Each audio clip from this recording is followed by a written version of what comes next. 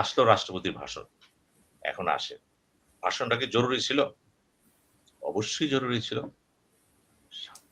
এটা বলেন, সংসদে গঠিত ধারা অনুযায়ী যখন সংসদ বসবে, ওই সংসদে ১ম এ ভাষণ দিবেন কে? রাষ্ট্রপতি।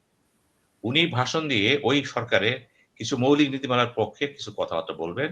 যেই কথাগুলো মূলত সংবিধান মূলত সংসদীয় গণতন্ত্রের আলোকে মেজরিটি পার্টি অর্থাৎ যে সরকার ক্ষমতায় আছে, তাদের নীতিমালার আলোকে ওটি লিখিত হবে কিন্তু। মাইন্ড ইট, এটা মুখে হবে না কিন্তু। ওই লিখিত ড্রাফটটা কিন্তু প্রধানমন্ত্রীর কাছ থেকে যাবে তার কাছে। একদম সাংবিধানিক।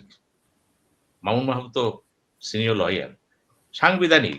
এখানে কোনো ব্যত্যয় নাই কিন্তু। উনি কিন্তু পড়তে বাধ্য সেখানে। উনি যদি মনে করেন আমি এটা পড়ব না, উনার কিন্তু শতভাগ রাইট আছে পদত্যাগ করার।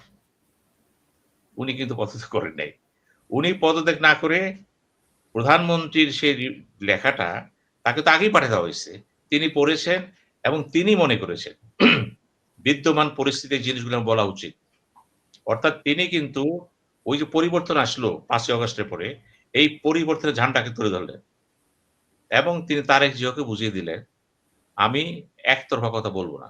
কারণ তার চেয়ারের বৈশিষ্ট্য হচ্ছে, এটার কোনো কালার নাই কিন্তু। এটা কিন্তু হচ্ছে যখন যে গ্লাসে বসবে সে গ্লাসে কথা বলবে। এটা head of the government under parliament system গভর্নমেন্টের কি হয়? নিজস্ব কোনো বক্তব্য নাই কিন্তু তার। উনি কিন্তু শেখ হাসিনা আমলে বলেছেন এক কথা, যখন ইউনূস আসলেন তখন কোন কথাই বলতে দেন নাই।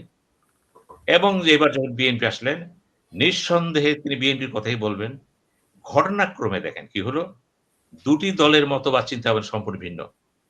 ২ টি দল একে অপরকে প্রতিনিয়ত আক্রান্ত করতেছে। ২ টি দল একেক দলকে নিষ্পেষণ করেছে। হুম। আওয়ামী লীগ যে বিএনপিকে নিষ্পেষণ করেছে, অনেক কষ্ট দিয়েছে, অবিচার করেছে এবং তারেক জিয়া সহ, খালেদা জিয়া সহ কি না করেছে, কুকুর মৃত্যু সবই আসে না কেন? এই অবস্থাতে যখন মনে করেন বক্তৃতাটা হবে, বক্তৃতাটা কি মোলায়েম হবে? মোলায়েম হবে না। তারাও বলে দিল, ওই লেখাতে ছিল ফ্যাসিস্ট সরকার। এখন এই ফ্যাসিস্ট কথাটা তো বিএনপি বলতেই পারে। এটা বিএনপির বক্তব্য। রিড আউটটা কে করলেন? রাষ্ট্রপতি চেয়ারে বসে শাহাবুদ্দিন। এখন আসেন, যদি শাহাবুদ্দিন সাহেব মনে করতেন, আমি তো এই কথা আগে বলি নাই। আমি আগে যাকে বললাম, তুমি দুধের মতো স্বচ্ছ। এখন তাকে বলতেছি, তুমি একদম অপরিপক্ক এবং তুমি দুর্নীতিবান ১ নাম্বার।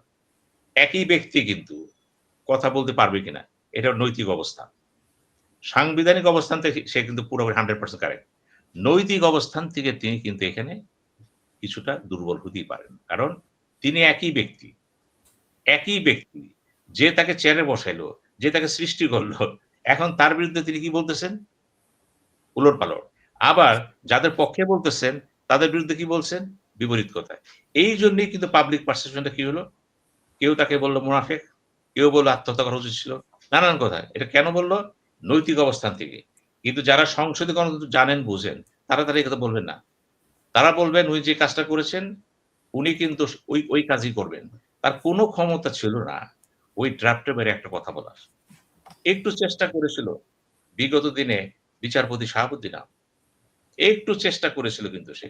তারপরেও তারা ক্লোজ করে দেওয়া হয়েছিল। খেয়াল করুন, চৌধুরী চেষ্টা করেছিল। তাকে পদই ছাড়তে হয়েছে কিন্তু। খুব খেয়াল করবেন কিন্তু।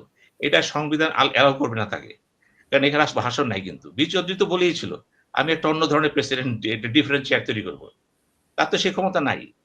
এই যে সে কথাটা বলেছে, এটা তার হচ্ছে অসাংবিধানিক কথা। বাট বলতে পারেন সুদূরপ্রসারী রাজনীতি। কিন্তু কাজটা অসাংবিধানিক। এই রাষ্ট্রপতি সংবিধানের ধারাকে মেনে চলেছে, পুঙ্খানুপুঙ্খ মেনে চলেছে এবং ভবিষ্যতে তিনি মানতে বাধ্য হবে যদি এই চেয়ারে থাকেন। এটা তার পক্ষে যাক সম্পর্ক বিপক্ষে। হুম।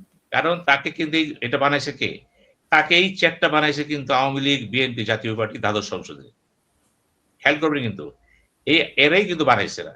আবার এরাই সমালোচনা করতেছে। এটা হবে না। কাজেই যারা বলতেছে রাষ্ট্রপতির বিরুদ্ধে তারা প্লে কার্ড দিয়ে গেল, বেরিয়ে গেল। আমি তাদেরকে বলব, একটু স্থির থাকেন। স্থির থাকেন। কারণ আপনারা যেটা বলতেছেন এটা পলিটিক্যাল টক। উনি থাকবেন। যতদিন তাকে ক্ষমতাসীন দল মনে করে আপনি থাকবেন। যদি স্বেচ্ছায় না যান। আবার যখন বলা হয়েছে তাকে ইমপিচ করা হোক, ভাই, সরায় দেন। আমার একটু পয়েন্ট অফ অর্ডারে একটা কথা আছে। সেটা হচ্ছে আপনি বললেন যেটা রাজনৈতিক টক, রাজনৈতিক না। আবার যদি এটা বলেন এটা জামাত করছে দেশের বিরুদ্ধের কথা তারা। এই রাষ্ট্রপতির আমি ভাষণকে না মানা হচ্ছে দেশের সংবিধান এবং স্বাধীনতাকে অস্বীকার করা। আসতেছি। আমি যেটা বলতেছিলাম, এখন যদি বলেন তাকে ইমপিচমেন্ট করে সরায় দেব, এই সংবিধানের, এই সংসদে কোনো রাইট নেই তাকে সরায় দেওয়ার। যদি না তার অদক্ষতা প্রমাণিত না হয়, খেয়াল করবেন, অদক্ষতা প্রমাণিত না হয়, যদি না তার বিরুদ্ধে কোনো অভিযোগ না থাকে, যদি না তিনি শারীরিকভাবে অসুস্থ না হন, একটাও কিন্তু নাই। একটা জায়গায়ও কিন্তু তিনি ত্রুটি করতে পারেন নাই, ত্রুটিমুক্ত। এই ৩ টা জায়গায় কিন্তু পারবেন না। কিন্তু যারা তাকে সরাইতে বলতেছেন, আমি তাদের বলব, আপনারা আরো চিন্তা করেন যে আপনারা কি বলতেছেন। ক্ষমতায় তো আপনারা একদিন আসতে পারেন। এই তো বলবেন না, জাতিকে কিন্তু বিধ্বস্ত করেন না, সংসদ বিধ্বস্ত করেন না কিন্তু। উনাকে এই মুহূর্তে সম্ভব কোনটা? যেটা বিচ্যুতি করেছিল, পদত্যাগ করেছিল। শাহাবুদ্দিন কিন্তু পদত্যাগ করে নাই, খেয়াল করবেন। কিন্তু শাহাবুদ্দিনের সাথে শেখ হাসিনার সম্পর্ক শেষের দিকে কি করুণ সম্পর্ক হয়েছিল, মামুন মাহমুদ ভালো করে জানেন, আইনজীবী হিসেবে। করুণ সম্পর্ক, এবং তিনি যে মারা গেলেন, শেখ হাসিনা খবরই নেই তার। অথচ শেখ হাসিনাই বলেছিল নিউ ইয়র্কে যে, আমি বলছি আছি তিনি রাজি না হলে আমি তার বাসার সামনে অনশন করব। কি অদ্ভুত না? রাজনীতিবিদদেরকে কিন্তু এখনো কিন্তু আপনারা চিনতে পারেননি। জি, এদের মুখের সিনেমা কথা ভাই মনের কথা কিন্তু এক না। একদম ভিন্ন কথা কিন্তু।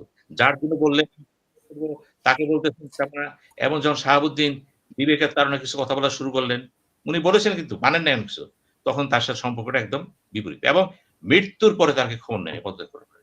এই যে একটা অসহনীয় অবস্থা, এটা তো এই শাহাবুদ্দিন সাহেব জানে তো এটা।